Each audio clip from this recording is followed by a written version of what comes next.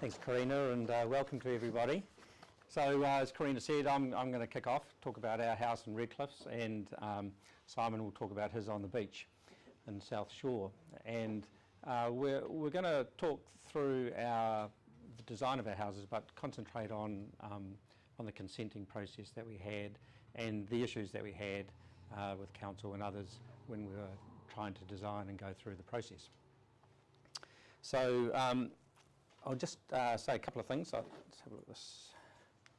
About Dalman Architects first. So we started in Christchurch 23 years ago.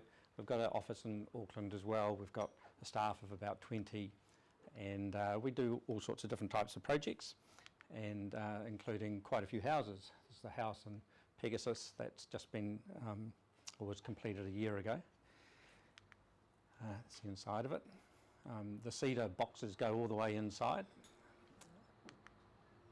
We've built out in the country, in Cardrona in the high country, and in Wanaka. We've also built in Fiji. You can sort of get a bit of a feel for how our houses look a little bit different, and that's because all our clients are different, and the places that we build in are different as well. And this client wanted a Gone with the Wind style southern plantation house in Hereward, so that's what we gave him. Quite a large house, as you can see. That's the first house I built for myself and my family, and another cedar house in Taitap on the hills. And we're currently building an underground house at the foot of Mount John in Tekapo, which is a lot of fun, and that'll be finished soon. Quite a few challenges. If you think building on the coast is difficult, try building at the foot of Mount John in a dark sky environment with the council not allowing any light to shine out towards the mount. This is an interesting site in Waiheke. When you look at it from the road, it's just covered in bush, and we're building a house under a huge pahutakawa tree, and with amongst other trees as well. So we do all sorts of other types of work. This is Russley Village. We've done retirement village work. Offices, this is the new office for Presbyterian support in Beeley Ave by Knox Church. And this is the Chapel Street Centre down Hereward Road in Papanui, which is a Methodist church. And a proposal for a national sports museum, which would be pretty cool if we get one of those in Christchurch. So, onto the Waterhouse.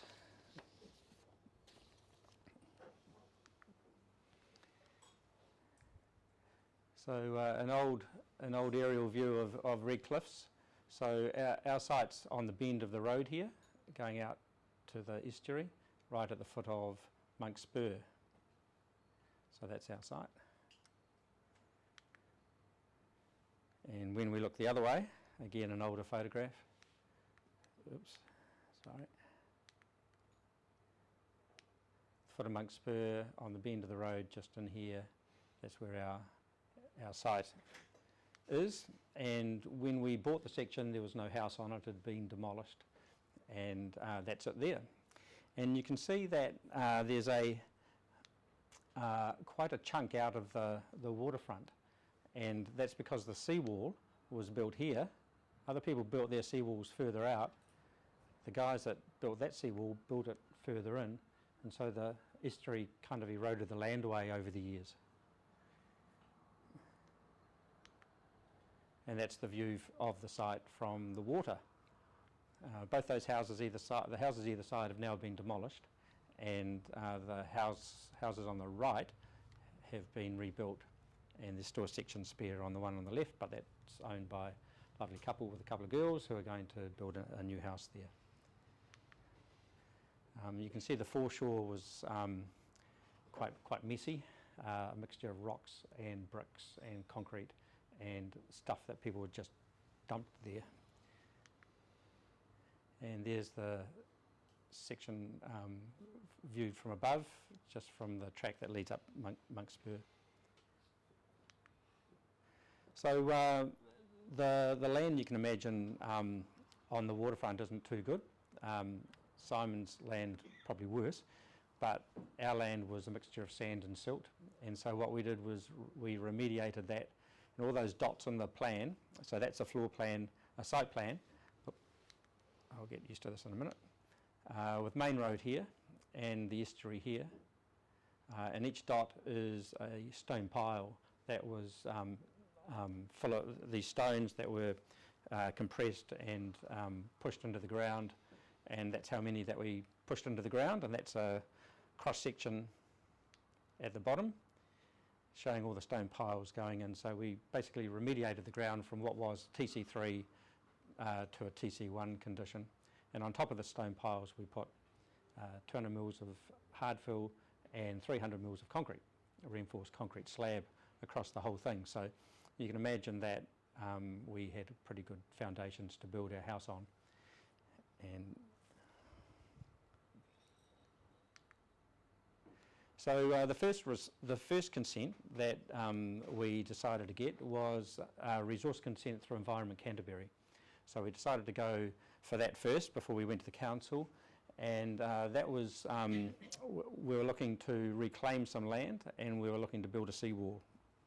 And we had to, one of the people who were involved, an interested party, were MKT, who are an organisation that work for local iwi and deal with a lot of the Environment Court and various town planning issues that they come across. So if you can have a look at, our site plan and our houses, our house plans on it now. So with coming in off the road, we've got a garage, and then I'll take you through the plan later, but we've got a courtyard, and then we've got the estuary. So this yellow strip here is the land that we were going to reclaim. It's about 3.5 metres across this way.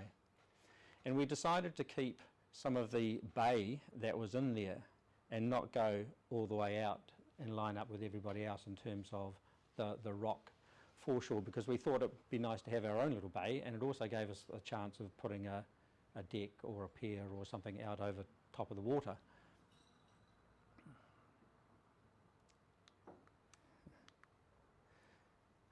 That's our seawall, and it's a little bit technical, I guess, but that would be me standing up there on our ground level, and our seawall does a bit of a Z shape, and it the reason for that is we didn't want a glass handrail or a big handrail up here. We wanted to be able to sit here and look straight out and have access down. So from a safety from falling point of view, that meant we needed no more than a metre drop. It also meant that we had no more than a 1200 drop before another no more than a metre drop down to the rocks. So that's why the seawall is shaped like it is. And then of course we've got a rocky shore down there as well, and with lots of opportunities for sea creatures to make their homes, and we would have to have half the population of the estuary's crabs, I think, under those rocks. And we get kingfishers and seagulls and others hunting for the little crabs down there.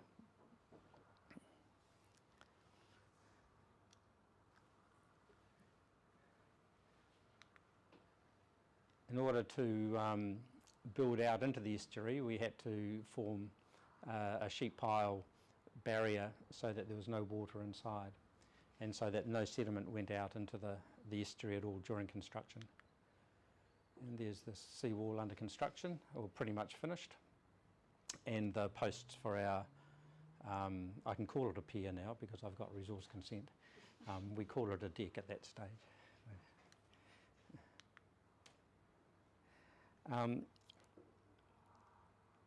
Maybe I'll just talk a little bit about MKT.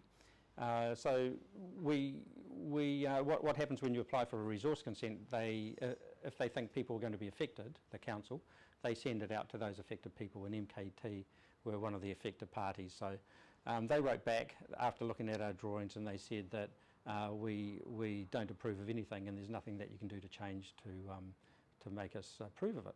So we're a little bit disappointed, and so we rang them and tried to get hold of them and have a conversation and a meeting, and couldn't get anybody. So after a while we eventually got some people, and we sat down with them and they looked at the plans and they said, well, that actually looks all right. We'll support that, and away they went, and they approved it and gave their approval for the resource consent. I don't know whether we actually needed their approval, but it was nice to have it anyway. What we've done on the foreshore we think's a lot better than what was there before, with all the rocks and concrete, sorry, all the concrete and the brick and all the rubbish that was there.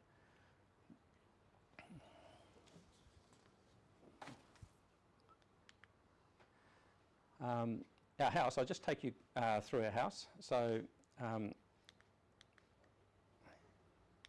main road here, we come in, there's a garage, and we enter it down the side, and here's the entranceway. There's an internal access to the garage.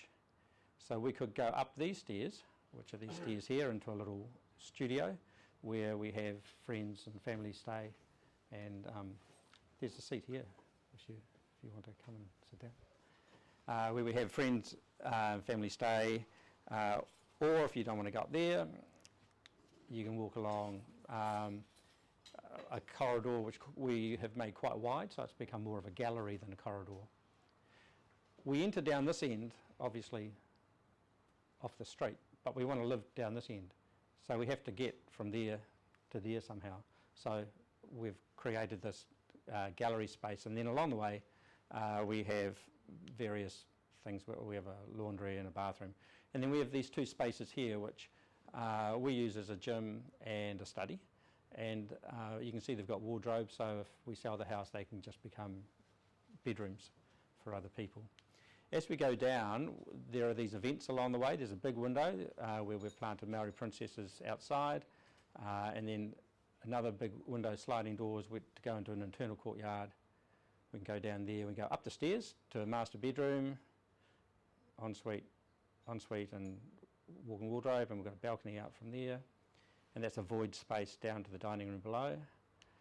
So if we can continue on, then we come into the main part of the house, which is living, dining, kitchen, and then out onto the deck. And there are the elevations. So from the road, we kind of turn our back to a certain extent because we want to look at the water, and on the water we've got lots of big windows and opening doors that focus on that. When you look, so for some of you that might have seen it or live a couple of doors down even, you would notice this big long wall and you think, crikey, that's a big house. Well, it's not a small house, but when you look at the other elevation, there's actually all these chunks out of it. This is the chunk out of it for the courtyard, the chunk out of it for another little service courtyard.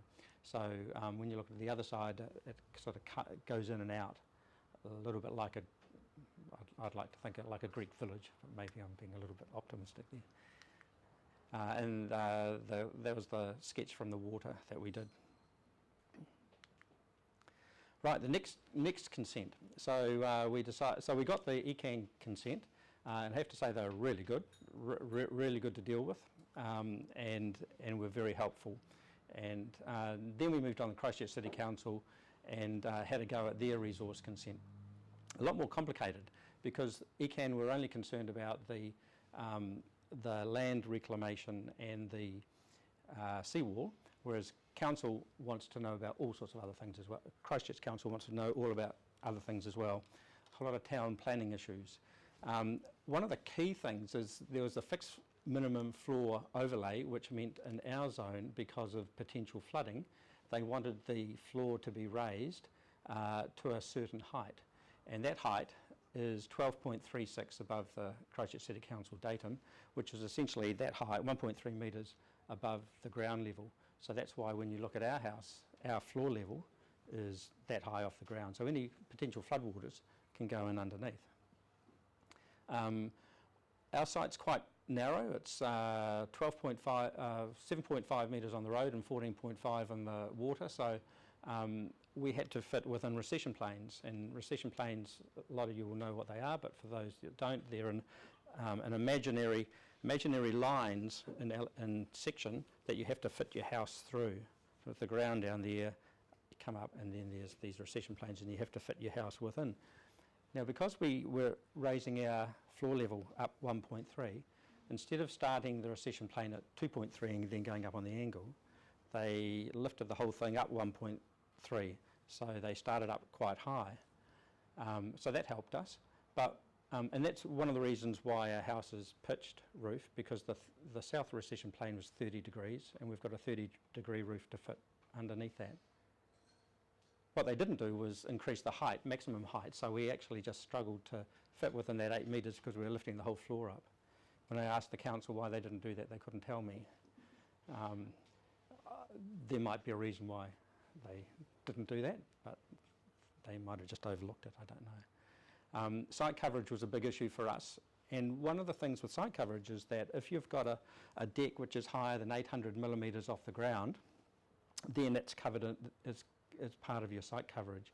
So we're only allowed 35% of the site in building, and without our decks, we were 39.9. I think we wanted to keep it under 40 from a perception point of view. And with our decks, we were 49.8. And the council accepted that the only reason that we were building our deck so high was because we had to build the house so high and we wanted to walk out onto our deck. So they accepted that. There were filling and excavation issues, of course, because we were reclaiming land. I'll just have a chat about, there's the issues with the coastal edge, about ECAN that we talked about, MKT, and the two things I want to talk about in a bit more detail are the Waterways setback and the high flood hazard management area.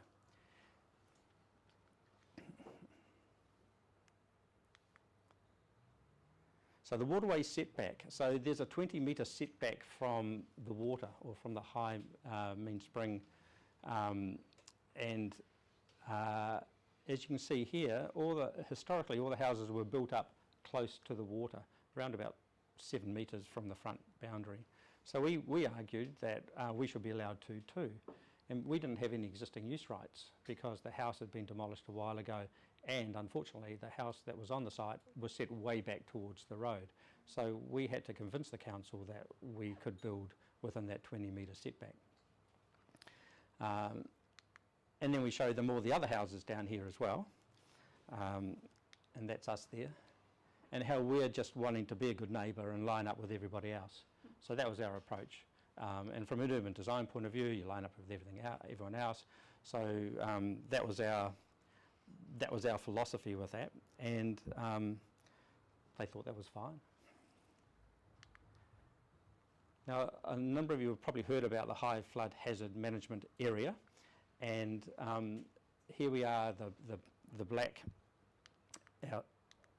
black lines mark our site, and the yellow here is part of that high flood management area, and a little bit down there. So you can see a little bit comes into our site. So we are in the high flood hazard management area. So we had to deal with that.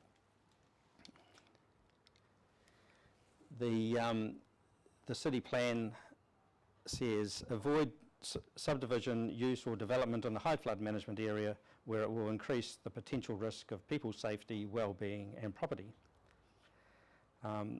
Our building in this area was also a restricted discretionary activity, which means the council had the ability to approve it without going to a notified consent. So we argued how we didn't increase the potential risk to people's safety, well-being and property at all. And we talked about how the things that we did to mitigate the situation,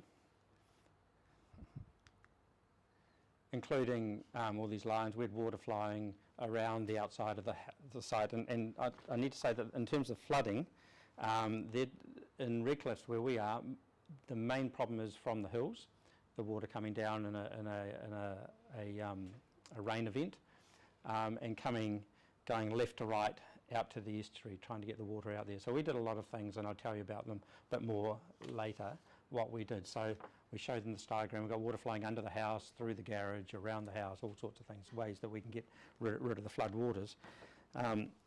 Anyway, the council thought that was all good, and they gave us our resource consent, and we thought that was sweet, and that's where it ends. But then we had to apply for a building consent, And the interesting thing about the Building Act is they deal with hazards in a totally different way to the Resource Management Act that we got our resource consent through. So they said, oh, you've got a flooding problem. And I said, well, we've got resource consent, go away. And they said, no, you've got a flooding problem because we're not dealing with, in terms of the height of your site, we're not dealing with the 1.3 floor level, we're dealing with your building platform level and protection of the land. So totally different approach to how Building Act deals with hazards, and particularly flooding hazards. So what they said was, you can build, we'll give you your building consent, but we're going to put a hazard notice for inundation on your certificate of title. And we didn't want that. So, and we didn't think that we had to have it because we disagreed with the council in their approach. So the council, to their credit, said, okay, here's your building consent because you comply with everything else. You go off, build your house, and in the meantime you can take us to MBIE and go for a determination and see how you get on, and if the council wins, then you'll end up with the hazard notice on your title. If we win, then it won't be on the title. So that's what we did, and there's a few things to say about that. Well, probably the first thing is that it took 13 months to build the house, and it took 13 months to get the determination. So we finished the house February the year before last, and we got the determination. We got the determination about the same time. 3 days after we moved in. Yeah. Christmas Eve. So I'll just move this way a bit because the sun's coming through. This is an interesting photograph. This is Main Road, and here's the road up to Monk's Spur, and you can see it's really flooded in front of Barnett Park. And the flooding engineer in our first meeting put that photo on the table and said, "You now tell me that's not inundation." And I said, "Yeah, well, it looks pretty flooded down there, doesn't it? But where the person took the photograph, there's no water there, and you're going up the hill a little bit, or not the hill, but up a rise a little bit, and we're actually back a little bit further. So it looks like there wasn't any water on the road in front of our house." And she said, "Oh, there was." "Well, how do you know? And your house and your site was flooded." "Well, how do you know?" "It's in the data," she said. And I said, "Well, where's the data?" And we never got produced any data to see.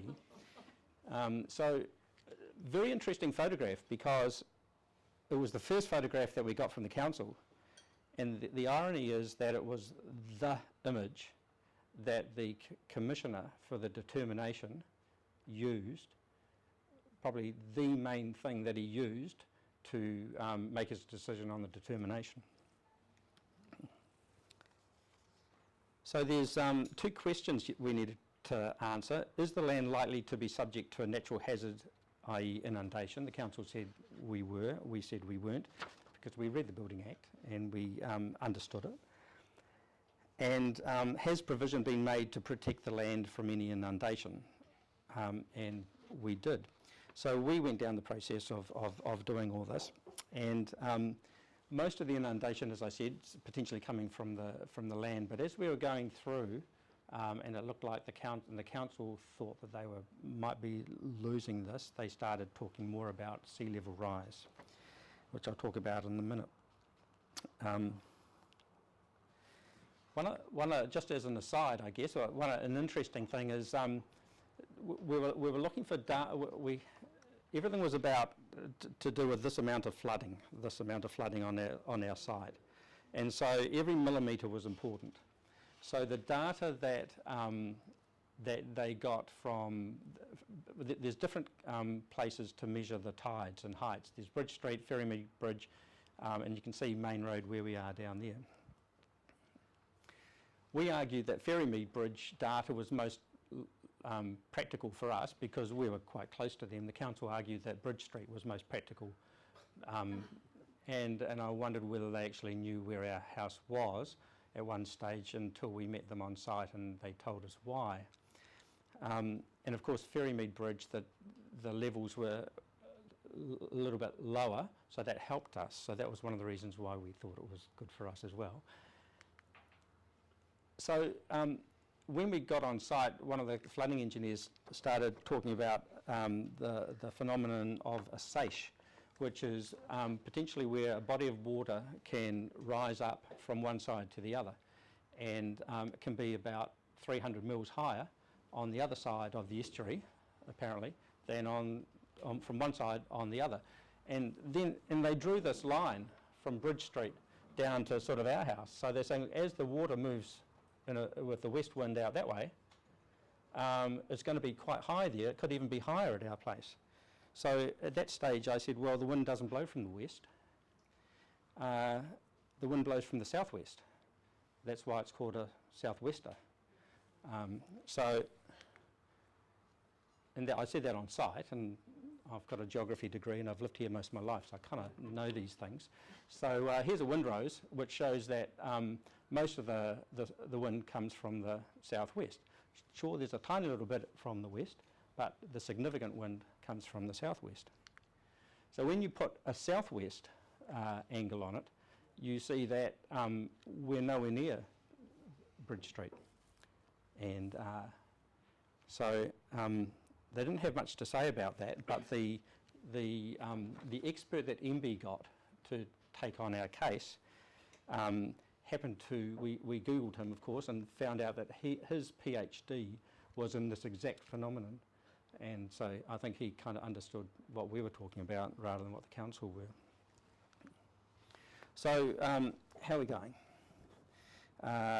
So what the council did was they said, well, look, we're right, because you just have to look up the previous determinations, and they've done that before to me on a swimming pool fencing, and of course I looked that up, and the reason that the council had won on that was totally different from the reason I was applying, because they'd said that while the Swimming Pool Fencing Act said that, and that's what I complied with, they disagreed with that act. They said it was all wrong, they didn't know what they're talking about, so we're not letting you do that. So I was a little bit hesitant when they're saying looking at the determinations we're right. So when we looked at the determinations, there are two key ones. I have to keep moving this way because the sun's coming at me.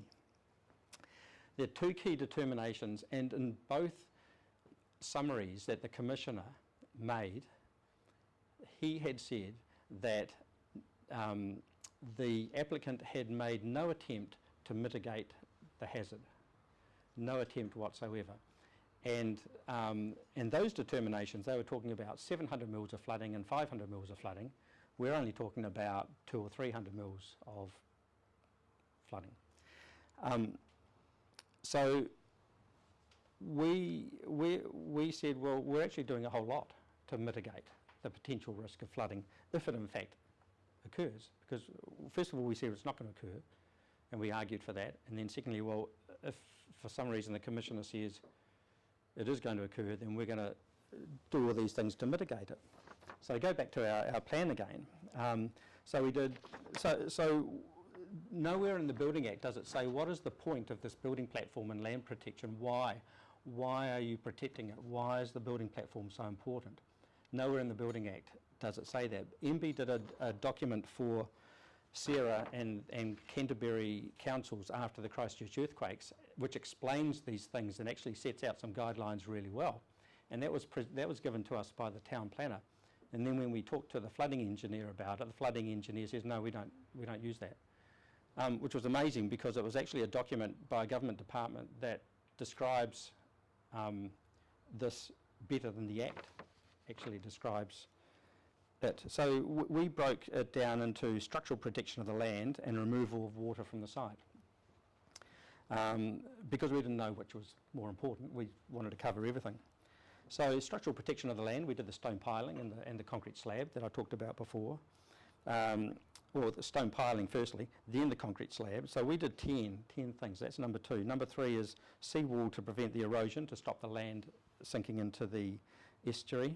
And number 4 was subfloor piles, our timber piles that our house sits on, have been designed to take lateral load from floodwater, which is going to flow less than 1 metre per second, so it's not going to be huge, but it's been designed for water to flow under the house. So structurally, the house is still going to stay there, even if there's a bit of water flowing in underneath. And then from a removal of water point of view, we've got sumps and drains around our section that flow out into the estuary. We've got an even flow of land from the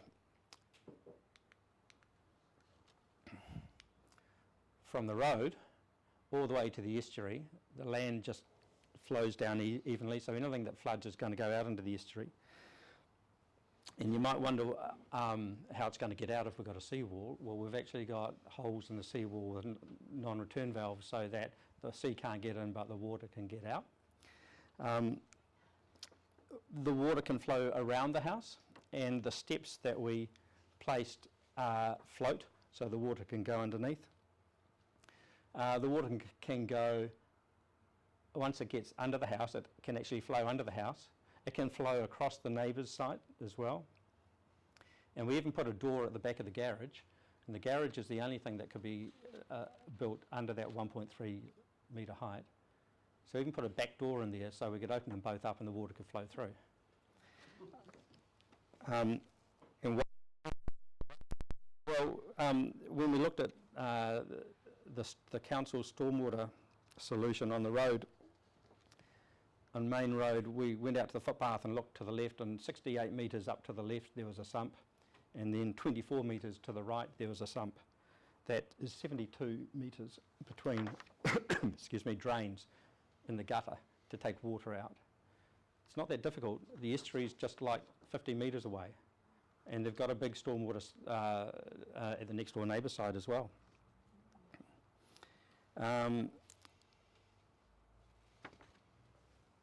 Keep going. What's next up there? So when the council started looking at more detail about the about the sea level rise, they said that we had to deal with 500 millimetres in 50 years. So we thought that was a bit conservative. Tonkin and Taylor report that the council had that Tonkin and Taylor produced to the council had recommended 400 millimetres in 50 years. The Ministry of Environment in 2017 suggested between 250 and 500 millimetres. So the council were taking a very conservative approach to the level of sea will rise in 50 years. The independent expert that that MBIE got, the man with the PhD, he was concerned that they were not only conservative in that approach, but also very conservative in every other way they addressed the issues.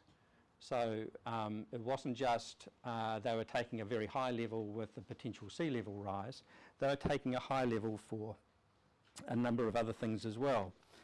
And it was interesting that in the Commissioner's report, the Commissioner from MBIE for our determination, he agreed and he said, the purpose of the natural hazard provisions is to guard against hazards that are likely to occur, not those caused by an unfortunate confluence of events.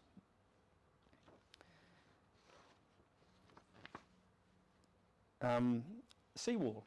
So one of the things that we did was we built a seawall. We thought it was kind of an obvious thing to do. If the sea does rise, or even if there's a big storm, stops the land eroding. If there's a seismic event, stops the land shaking down into the, for lateral spread into the estuary. So there's no requirement by the council to have a seawall. In fact, their flooding engineers didn't really want to have one at all. They took no notice of a seawall in protection of our land, and I can see the point of that, because if we've got a seawall and our neighbours don't, then the water's going to come in from the side. So I understand that. But the Commissioner and the expert did see the point of a seawall and the point in sea level rise, and the concept of sea level rise not happening waking up one morning and there it is, 500 mils higher. It happens over time. In fact, 500 mils over 50 years. So there's an opportunity to plan. There's an opportunity for me, if I want to build on top of my seawall and build it higher. For the neighbour to build a seawall. For the council to perhaps just say, okay, anyone building down there has to build a seawall and it has to be this high. Or to ask people who own property to build a seawall. So there's these things that can happen over time.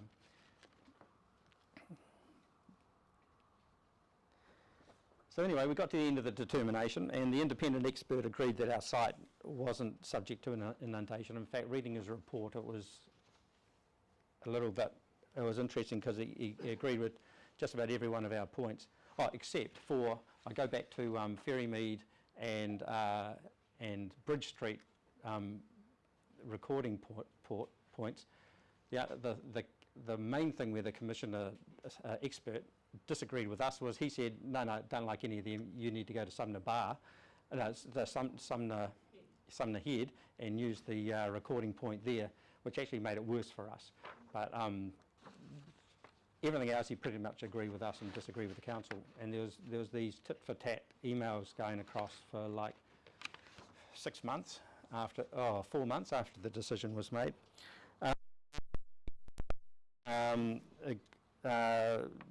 Ruled in our favour, and we don't have an inundation hazard on our certificate of title hazard notice. So it was a journey. It was 13 months, and I have to say that just because we managed to be successful, it doesn't mean our next door neighbour is going to be successful. There are certain things about our site, like that photograph.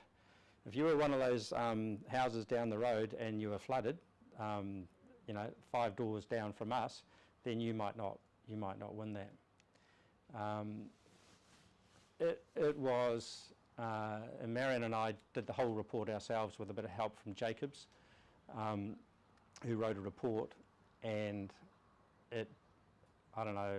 we spent months putting that together, so it was pretty comprehensive.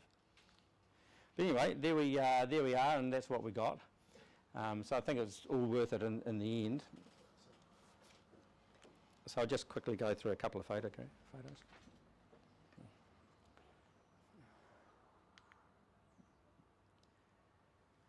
So you can see the little, our house is pretty much, that line down the middle is pretty much where the seawall used to be. And there's 3.5 metres of land we reclaimed, and then the seawall is beyond that. So we wanted to maximise the views. Marion doesn't like mullions or transoms in windows, so we managed to get the biggest double glazed window ever put in a house in Christchurch, put in to maximise the view. There's a whole story about that. And for those of us that live in Christchurch, we know about this thing called the northeasterly and how it can ruin a nice day. So if it's blowing a bit of a nor'easter out on the deck, then we've got this courtyard back that we can be in the sun, out of the wind, and have views back where I'm standing taking the photo back behind me and views through of the estuary. There's the gallery space. So you can see it's a little bit wider than a corridor, lots of glass, and a lot of height as well. So it becomes a bit more of an event. I mean, we're going to stay pretty fit walking up and down this house because it's a long house, but it's a long section.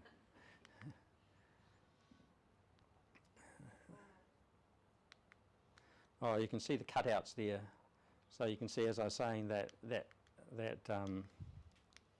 wall looks very long, but you can see how it's cut out in different parts as well. Well done. Thank you. So that that little lip of the seawall there is actually quite handy as a Christopher Robin halfway up the stairs place to stop, to pause before you jump down into the water. And the water goes up just above that. You probably can't, if you look very closely there, you can see a little dark mark. That's the highest tide that comes up just there. So you can see there's plenty of room. That wall's 990 high, so there's plenty of room for the sea to rise up. And even if there's a few waves that come over the top, any water that gets in there in 50 or 100 years' time will drain out after high tide's gone through the non-return valves. That's me. Thank you.